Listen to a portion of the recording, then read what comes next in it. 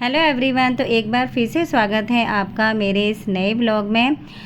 तो जी ये सुबह का टाइम है और यहाँ पर मैं प्याज काट रही हूँ बालकनी में बैठ के, क्योंकि काफ़ी अच्छी हवा चल रही थी। तो प्याज में के आज मैं पराठे बनाने वाली हूँ। और विंटर में तो कितने ऑप्शन होते हैं कि गोभी के पराठे बना लो और जो है मूली के पराठे बना लो, काफ़ी ऑप्शन होते हैं। लेकिन अब गर्मी में ना अगर स्टफ़ पराठे खाने का मन करता है ना, तो मैं ओनियन का ही पराठा मैं बनाती हूँ और थोड़ा सा मसाले तेज़ डाल देती हूँ उसमें, तो बहुत ही ज़्यादा टेस्टी लगते हैं। वैसे गर्मियों में ना हमेशा पराठों से बचना ही चाहिए, लेकिन फिर भी कभी कभी मन कर जाता है, वीक में एक बार या दो बार मन कर जाता है पराठे खाने का। और बेटे को भी मैंने स्कूल में ना ओनियन पराठा ही दिया था, जो कि कुछ ही चीज़ें हैं उसकी जो फेवरेट उसे बहुत ही ज़्यादा पसंद है। बड़ा ही खुश होकर टिफ़िन में लेके जाता है वो। और उसी टाइम पे मैंने एक ओनियन काट के ना उसके लिए 2 पराठे मैंने उसको पैक करके दे दिए थे। और जब मुझे पराठे जिस टाइम पे मुझे पराठे बनाने होते हैं ना, उसी टाइम पे मैं ओनियन काट काट के ना उसमें मसाले डाल के मैं फटाफट से बना देती हूँ। अगर ओनियन को काट के अगर उसमें मसाले डाल के रखो ना, तो जो प्याज है ना वो पानी छोड़ देती है, फिर पराठे बन नहीं पाते हैं। तो इसीलिए मैंने अपने हस्बैंड के लिए पराठे बनाने के लिए दोबारा ही मैंने प्याज काटी थी। तो यहाँ पर नाश्ता करने के बाद मैं आ गई हूँ यहाँ पर किचन को क्लीन करने के लिए। तो साथ ही साथ एक तरफ से हम घर का काम करते चले जाएंगे ना, तो फटाफट से घर का काम ख़त्म हो जाता है, हमें पता भी नहीं चलता। और ये भी हो जाता है कि चलो एक तरफ का काम तो ख़त्म हो गया। तो यहाँ पर किचन का काम मैं एक तरफ से ख़त्म कर रही थी। तो यहाँ पर किचन भी मैंने साफ़ कर दी नाश्ता बनाने के बाद। इधर दाल भी मैं चढ़ा दूँगी बॉईल करने के लिए। तो दोपहर में मैं दाल चावल बनाऊंगी। और सुबह मैंने जिस दिन मैं मॉर्निंग में पराठे बनाती हूँ ना, उस दिन दोपहर में दाल चावल ज़रूर बनाती हूँ, थोड़ा चेंज हो जाता है। तो नहीं तो सुबह पराठे, दोपहर में रोटी, फिर रात में फिर दोबारा रोटी, फिर मतलब मन नहीं करता फिर खाने का। तो मोस्टली मैं रात में रोटी सब्जी ही मैं बनाती हूँ, चावल थोड़ा कम ही बनाती हूँ मैं।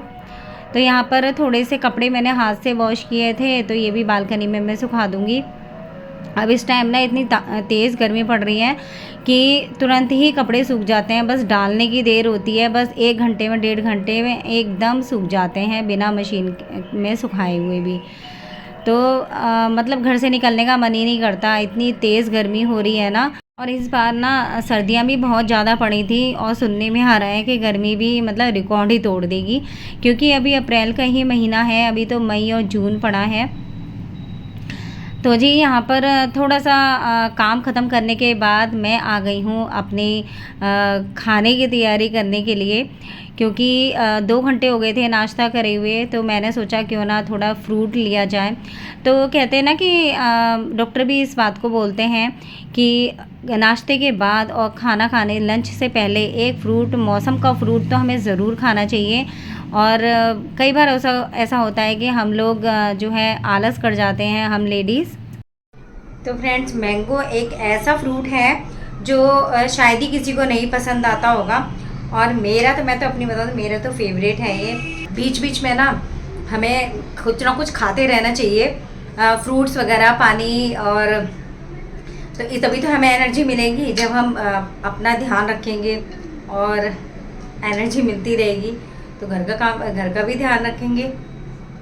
तो मैं तो हर हाउसवाइफ, हर लेडीज़ से कह रही हूँ, वर्किंग हो या हाउसवाइफ, और फ्रूट्स अपने लिए ज़रूर रखें। और लंच के बीच में और नाश्ते के बाद एक फ्रूट ज़रूर खाएं। और मौसम का हो तो फिर तो बात ही क्या है, हेल्थ के लिए तो अच्छा होता है मौसम का फ्रूट। तो ये 4 बजे का टाइम था, तो यहाँ पर मैं बना रही हूँ मैंगो शेक, क्योंकि 4:30-5 बजे करीब मैं इवनिंग में चाय लेती हूँ, तो और बेटे को दे देती हूँ दूध। तो इसीलिए मैंने सोचा क्यों ना मैं जो है 3-4 गिलास मैं बना लूँ मैंगो शेक। और हस्बैंड जब ऑफिस से आएंगे ना, तो उनके लिए मैं फ्रिज में रख दूँगी मैं, तो वो आते ही अपना जो है मैंगो शेक पी लेंगे। तो जब से ये ब्लेंडर आया ना, तब से बहुत ही ज़्यादा इजी हो गया है शेक बनाना। तो ये जो है साथ ही साथ मैं वॉश करके रख देती हूँ, क्योंकि ना फिर हो भी जाता है, अगर थोड़ा सा भी सूख जाता है ना नीचे से ब्लेंडर, तो बस फिर तो उसे अच्छे से साफ़ करना पड़ता है, और तुरंत ही टंकी के नीचे साफ़ कर देंगे ना तो फिर फटाफट से साफ़ हो जाता है। तो यहाँ पे मैंने खजूर और बादाम और किशमिश इन सब से मैंने गार्निश कर दिया है मैंगो शेक को।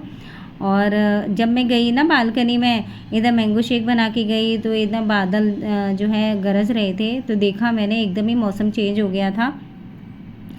तो जैसे एकदम ऐसा लग रहा था कि एकदम इतनी तेज़ आंधी आएगी और बारिश आएगी, काला काला सा मौसम हो गया था। तो यहाँ पर मैंने सबसे पहले जल्दी से कपड़े उतारे, नहीं तो सूखे हुए कपड़े ना फिर हो जाएंगे सारे गीले। तो ये पता नहीं कैसा मौसम हो रहा है, एकदम गर्मी आ जाती है, एकदम फिर आंधी तूफान सा, बारिश भी नहीं होती है अच्छे से कि अच्छे से बारिश हो जाए तो मौसम थोड़ा सा ठंडा हो जाए। बस ये है कि थोड़ी सी बूंदें पड़ के ना फिर आंधी चल के बस हो जाती है, बिल्कुल शांत हो जाता है। फिर इससे घर भी मतलब बेकार ही हो जाता है, गंदा हो जाता है घर। अगले दिन फिर काफ़ी मेहनत करनी पड़ती है सफाई करने में। तो यहाँ पर मैंने रूम के ना पर्दे भी मैंने खोल दिए थे, ताकि जो ठंडी ठंडी हवा है ना बाहर की वो अंदर आए, क्योंकि दोपहर में ना मैं सारे कर्टेन मैं बंद कर देती हूँ। थोड़ा जो अंधेरा अंधेरा सा होता है ना घर में, तो उससे ठंडा रहता है घर। तो जब पूरा घर जब क्लीन हो जाता है, तो क्लीन होने के बाद ना सारे पर्दे वगैरह सब लगा देती हूँ, तो अच्छा भी लगता है, अंधेरा अंधेरा हो जाता है घर में। और शाम के टाइम पे और सुबह के टाइम पे मैं सारे कर्टेन विंडो वगैरह सब खोल देती हूँ। और यहाँ पर मैंगो शेक लेके मैं आ गई हूँ मौसम के मज़े लेने के लिए। और जब ऐसा मौसम होता है ना तो रूम में बैठने का मन ही नहीं करता है। तो यहाँ पर मैं मैंगो शेक पीते पीते मज़े ले रही थी, और बड़ा ही मज़ा आ रहा था, मौसम बड़ा अच्छा हो रहा था। तो जी चलिए, अब मैं यहीं पे मैं ब्लॉग का एंड करती हूँ, और चैनल को सब्सक्राइब ज़रूर कीजिएगा, वीडियो को लाइक और शेयर ज़रूर कीजिएगा। आप लाइक नहीं करते हैं बिल्कुल भी। और मिलते हैं नए इंटरेस्टिंग ब्लॉग के साथ। Take care, bye bye.